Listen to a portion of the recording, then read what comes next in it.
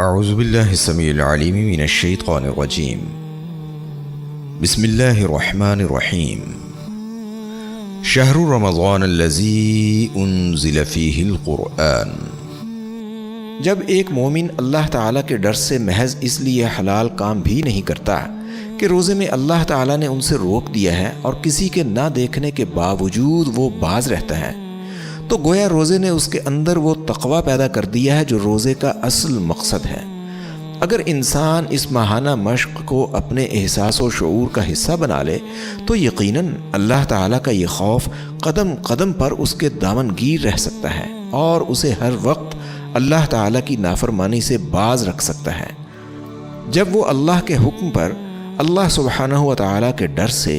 جائز اور حلال کاموں سے بھی وقتی طور پر رکا رہتا ہے تو جن چیزوں اور کاموں کو اللہ نے ہمیشہ کے لیے حرام اور ناجائز قرار دیا ہے، ایک مومن اور ایک متقی ان کا ارتکاب کس طرح کر سکتا ہے؟ سوم، ایک مومن کے اندر جب یہ تقوی اور اللہ تعالیٰ کا ڈر پیدا ہو جاتا ہے تو اسے حسب ذیل ثمرات و فوائد حاصل ہوتے ہیں۔ پہلا، ایک مومن کی ایمانی قوت میں اضافہ اور اللہ تعالیٰ کی عظمت و جلالت کا نقش اس کے دل میں مزید گہرا ہو جاتا ہے۔ وہ اس کی اطاعت و فرما برداری میں راحت اور اطمینان محسوس کرتا اور نافرمانی میں اس کی گرفت سے ڈرتا ہے۔ دوسرا، اس کے عقیدہ آخرت میں تازگی اور پختگی آ جاتی ہے۔ وہ روزے میں اپنی لذتیں قربان اور اپنی خواہشیں ترک کرتا ہے تو ایسا وہ اس یقین کی بنیاد پر کرتا ہے کہ اس کے بدلے میں اللہ تعالیٰ اسے آخرت میں اس سے زیادہ لذتوں والی چیزیں عطا فرمائے گا۔ عقیدہ آخرت اور حسن صلہ کا یہ تصور روزے کی مشکلات اور مشقتوں ہی کو اس کے لیے آسان نہیں کرتا، بلکہ دین و شریعت کے ہر معاملے میں اس کے اندر صبر و ثبات کی خوبیاں پیدا کرتا ہے جو اسے دین پر قائم رکھتی ہیں اور اللہ تعالیٰ کے حکم سے انحراف نہیں کرنے دیتی۔ تیسرے، جب ایک مومن اللہ تعالیٰ کے حکم سے روزے میں ایک خاص وقت یعنی صبح صادق ہو جانے پر کھانے پینے اور دیگر خواہشات سے رک جاتا ہے اور ایک دوسرے وقت پر یعنی سورج کے غروب ہوتے ہی کھانا پینا شروع کر دیتا ہے اور دوسری جائز خواہشات بھی پوری کرنا چاہتا ہے تو کر لیتا ہے، تو شب و روز کے لمحات و اوقات میں اللہ تعالیٰ کی یہ فرما برداری اس کے اندر اللہ تعالیٰ کی عبودیت و بندگی اور اس کے سامنے سر افگندگی و خود سپردگی کا جذبہ و شعور پیدا کرتی ہے کہ انسان کا اپنا کچھ نہیں ہے، سب کچھ اللہ سبحانہ و تعالیٰ ہی کا ہے اور اللہ رب العزت ہی کے لیے ہے۔ ایک ایک لمحے اور ایک ایک گھڑی کو اللہ سبحانہ و تعالیٰ کی راہ میں یا اس کی مرضی و منشا کے مطابق ہی گزارنا ہے۔ اسی کا نام کمال عبودیت اور کمال بندگی ہے جو انسان سے مطلوب ہے۔ چوتھے،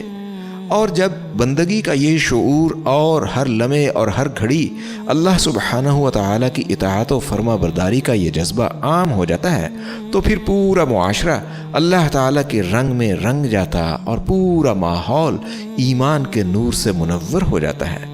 پھر کفر و شرک یعنی غیروں کا رنگ وہاں سے مٹ جاتا اور معصیت و نافرمانی کی تاریکیاں کافور ہو جاتی ہیں۔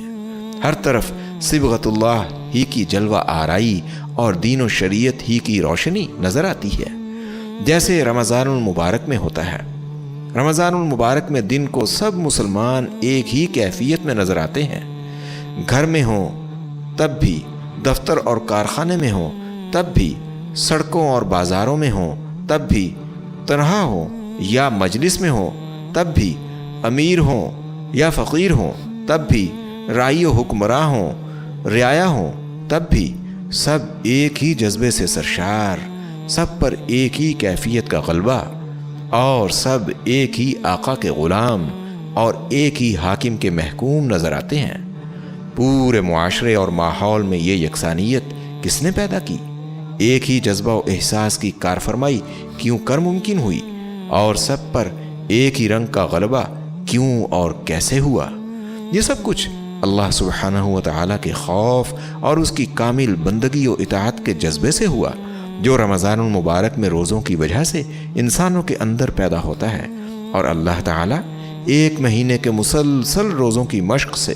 مسلمان معاشروں اور ملکوں میں ایسا ہی ماحول مستقل طور پر پیدا فرمانا چاہتا ہے جس میں نیکی غالب اور بدی مغلوب ہو، خیر کی کار فرمائی ہو اور شر کو رونمائی کا موقع نہ ملے، حق پر چلنے والے سرخ رو ہوں اور باطل پر چلنے والے رو سیاہ۔ لیکن ایسا تب ہی ہو سکتا ہے جب رمضان المبارک میں حاصل ہونے والے تقویٰ کی ہم حفاظت کریں،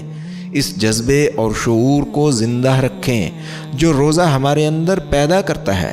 اس ایمانی پختگی کو قائم اور اس عقیدہ آخرت کو دل و دماغ میں ہر وقت مستحضر رکھیں جس سے روزے کی حالت میں ہم سرشار رہتے ہیں۔